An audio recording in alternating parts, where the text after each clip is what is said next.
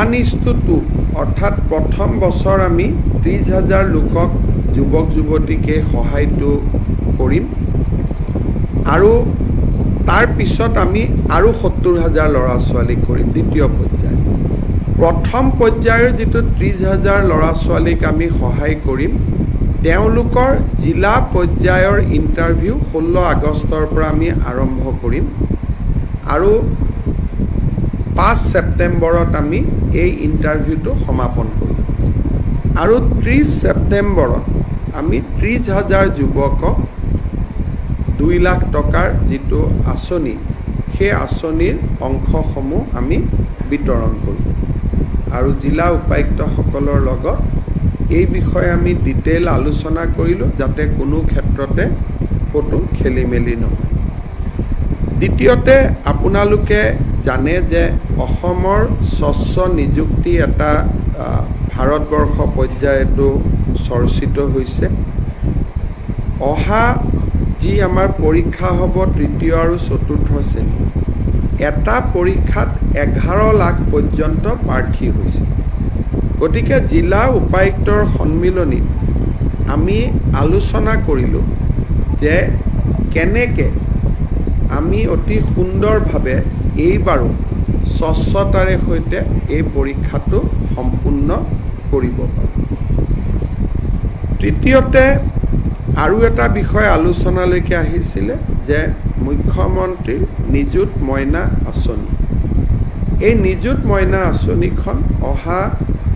7 বা 8 আগষ্টৰ পৰা আমি প্ৰপত্ৰ বিতৰণৰ কাম আৰম্ভ কৰিম তাৰ আগতে আঁচনিখনৰ ওপৰত এখন আমাৰ সাংবাদিক মেলো হ'ব আমি আনুষ্ঠানিকভাৱে উদ্বোধন কৰিম আৰু এই আঁচনিখনত যেহেতু 3 লাখ ছোৱালীয়ে বা আমাৰ কন্যা সন্তানে এই আঁচনিৰ সুবিধা ল'বলৈ সুযোগ পাব যাতে নিৰ্বাচনৰ প্ৰক্ৰিয়া প্ৰপত্ৰৰ প্ৰক্ৰিয়া সুন্দৰভাৱে হৈ যায় তাৰ বিষয়েও জিলা উপায়ুক্তৰ সন্মিলনীত আমি দীঘলীয়াকৈ আলোচনা কৰিম অৰুণোদয় 3.0 অৰ্থাৎ অৰুণোদয় আমি প্ৰথম আৰম্ভ কৰিছিলোঁ 19 লাখ হিতাধিকাৰীৰে অৰুণোদয় 2.0 আমি সামৰি লৈছিলোঁ 27 লাখ হিতাধিকাৰী এতিয়া অৰুণোদয় 3 আমি সিদ্ধান্ত লৈছোঁ যে আৰু আমি প্ৰায় আপোনালোকে হিচাপ কৰিব লাগিব যে মই ফটক কৰি পূৰণ কৰি দিছোঁ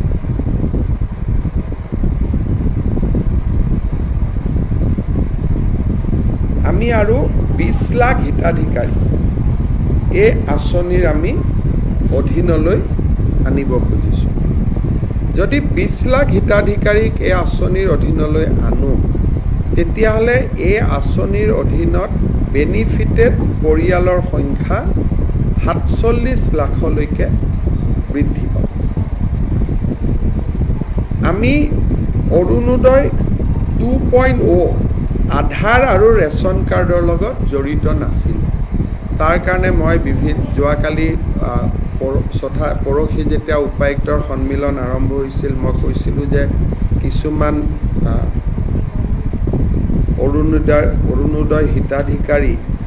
অবাঞ্ছিত লোকৰ হাতলৈকেও যোৱাৰ কিছু তথ্য আমাৰ হাতলৈ নিৰ্বাচনৰ সময়ত আহিছিলে সেইকাৰণে এইবাৰ আমি সিদ্ধান্ত কৰিছোঁ যে অৰুণোদয় আঁচনিটো পাবৰ কাৰণে ৰেচন কাৰ্ড থাকিবই লাগিব আৰু যদি ৰেচন কাৰ্ড কাবাৰ থাকে তেতিয়াহ'লে তাৰ আধাৰো থাকিব লাগিব অৰ্থাৎ Arunodoi will be link with Aadhaar and ration card সেইকাৰণে বৰ্তমানলৈকে পাই থকা অৰুণোদয় হিতাধিকাৰী আৰু নতুনকৈ 20 লাখ যি হিতাধিকাৰী হ'ব তাৰ কাৰণে এটা নতুন নিৰ্বাচনী প্ৰক্ৰিয়া এটা আৰম্ভ হ'ব অৱশ্যে যেতিয়ালৈকে নতুন বেনিফিচিয়াৰী নিৰ্বাচন নহয় তেতিয়ালৈকে পুৰণাসকলে অৰুণোদয় পাই থাকিব কিন্তু যেতিয়া নতুন হিতাধিকাৰী হ'ব বৰ্তমানে পাই থকা সকলোৱে নাপাবও পাৰে যদি তেওঁলোকৰ ৰেচন কাৰ্ড নাই বা তেওঁলোকৰ আধাৰ নাই তেতিয়া তেওঁলোকে নাপাবও পাৰে অহা ছেপ্টেম্বৰ মাহৰ পৰা আমি অৰুণোদয় হিতাধিকাৰী পইণ্ট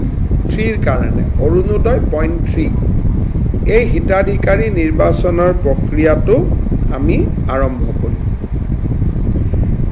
আৰু এই কামটো যাতে খুব সুষমভাৱে কাৰণ অৰুণোদয় হিতাধিকাৰী প্ৰায় ডাবল হৈ যাব আজিতকৈ দুগুণ হৈ যাব আজি 27 লাখ আছে তেতিয়া প্ৰায় 47 লাখ হ'ব ডাবল নহ'ব অকণমান ডাবলতকৈ কম হ'ব গতিকে এইবাৰ যাতে অৰুণোদয়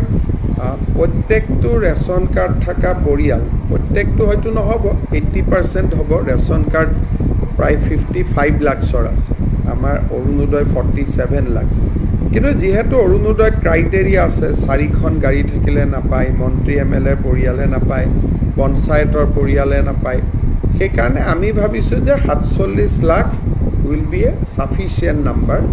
যোগ্যজনক দিবৰ কাৰণে আৰু তাৰ গোটেই নিৰ্বাচনৰ প্ৰক্ৰিয়াটো আমি ছেপ্টেম্বৰ মাহৰ পৰা আৰম্ভ কৰিম তাৰ বিষয়েও জিলা উপায়ুক্তসকলৰ লগত পুংখানুপুংখভাৱে আমি আলোচনা কৰিম এইবাৰ আমি প্ৰথম চৰকাৰ আৰম্ভ হোৱাৰ পিছত আমি চাউল বা ধান কিনা আৰম্ভ কৰিছিলোঁ এইবাৰ চৰকাৰে ধান কিনা আৰু ধানৰ মিলসমূহে ধান কিনা এই গোটেই যদি দুইটা অংক মিলাই দিওঁ